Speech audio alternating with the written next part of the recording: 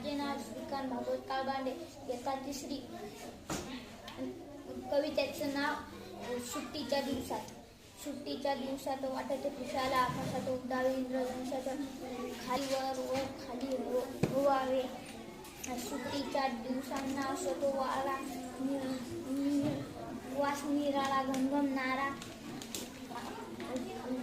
माळावरच्या